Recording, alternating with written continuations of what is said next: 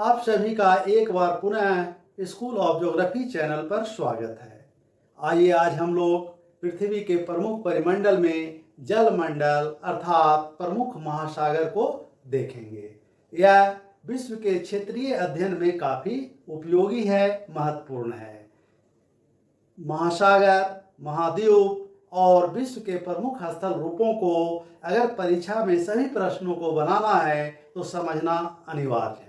तो आइए आज हम लोग महाद्वीप के बाद महासागर को देखते हैं। विश्व के कुल क्षेत्रफल का लगभग 29% भाग पर स्थल है और शेष 71% भाग पर जो है नीला नीला दिखाई दे रहा है जल है, और यह जल कई महासागर के रूप में, ओशन के रूप में विभाजित है। तो आइए इस महासागरीय जल के बारे में देखते हैं कि ये किन किन नामों से जाना जाता है। पृथ्वी पर पाए जाने वाले कुल जल का लगभग 97.3% भाग ये महासागरों में खारे जल के रूप में है। मात्र 2.7% जल मीठे जल के रूप में है, और उसमें से भी उस कुल मीठे जल का 75% भाग बर्फ के रूप में है। तो अधिकांश भाग खारे जल के रूप में है और ये अलग अलग महासागरों के नाम से जाने जाते हैं। इसके बारे में देखते हैं। तो आइए सबसे पहले विश्व का सबसे बड़ा महासागर प्रशांत महासागर को देखते हैं। प्रशांत महासागर विश्व का सबसे बड़ा महासागर है जो यहाँ और यहाँ फैला हुआ है। अगर इसे ग्लोब पर देखेंगे तो एक साथ ये पूरा का पूरा क्षेत्र प्रशांत महासागर के रूप में फैला हुआ है। ये प्रशांत महासागर विश्व का सबसे बड़ा महासागर है।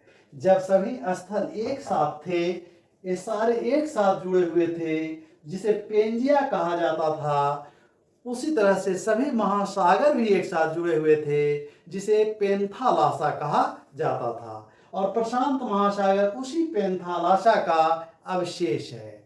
प्रशांत महासागर का एक किनारे वाला भाग रिंग ऑफ फायर अर्थात प्रशांत महासागरीय अग्नि मेखला कहलाता है, क्योंकि ये ज्वालामुखी क्रिया के लिए प्रसिद्ध है।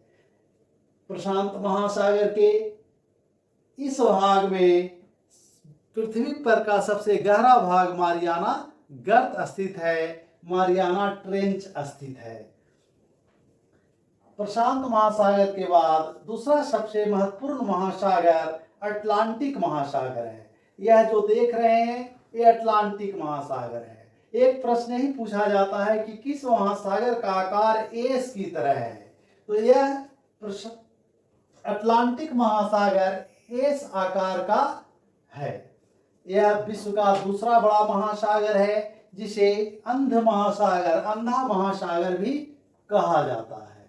इसमें कैरिबियन सागर के पास बारमूडा ट्रायंगल स्थित है। अटलांटिक महासागर में इसके मध्य भाग में ज्वालामुखी उद्गार से निर्मित मध्य महासागरीय कटक, इस तरह से मध्य महासागरीय कटक स्थित है। मिड एटलांटिक रिज स्थित है, जो पृथ्वी पर सबसे लंबा पर्वत श्रृंखला है, पर्वत कटक है, लेकिन यह जल में स्थित है।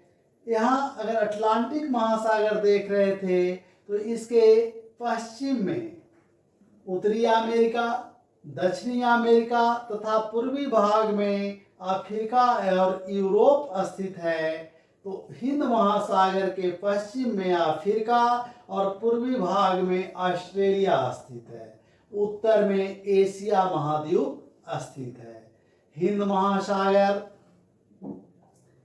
महासागर के ऊपर में भारत मुकुट की तरह स्थित है, और यह विश्व का तीसरा सबसे बड़ा महासागर है।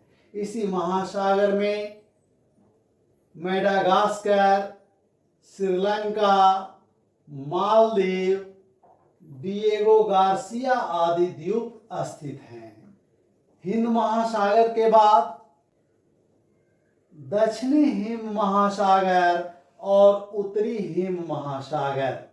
उत्तरी ध्रुव वास्तव में महासागर में स्थित ध्रुव है और दक्षिणी ध्रुव पर अंटार्कटिका महाद्वीप स्थित है, स्थल है।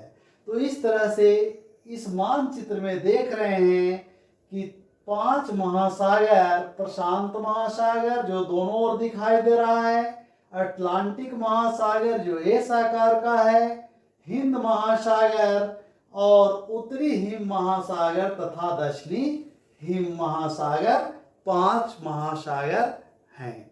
सामान्यतः मुख्य रूप से 3 महासागर हैं और उन्हीं का विस्तार दक्षिण और उत्तर में स्थित है। तो इस तरह से पूरे पृथ्वी के सतह पर जल के वितरण को 5 महासागरों में बांटकर देखते हैं। तो आपके दिमाग में यह स्पष्ट हो जाना चाहिए कि महासागर, कौन सा महासागर किधर है और कौन सा महाद्वीप किधर है। अगर महाद्वीपों की चर्चा करें तो एक उत्तरी अमेरिका महाद्वीप, दक्षिणी अमेरिका महाद्वीप, अफ्रीका महाद्वीप, एशिया महाद्वीप, यूरोप महाद्वीप, ओशिनिया या ऑस्ट्रेलिया महाद्वीप तथा अंटार्कटिका महाद्वीप, ये 7 महाद्वीप हैं। और 5 महासागर में प्रशांत महासागर जो सबसे बड़ा है, दोनों ओर है, अटलांटिक महासागर जो एस आकार का है, हिंद महासागर, उत्तरी हिम महासागर और दक्षिणी हिम महासागर है।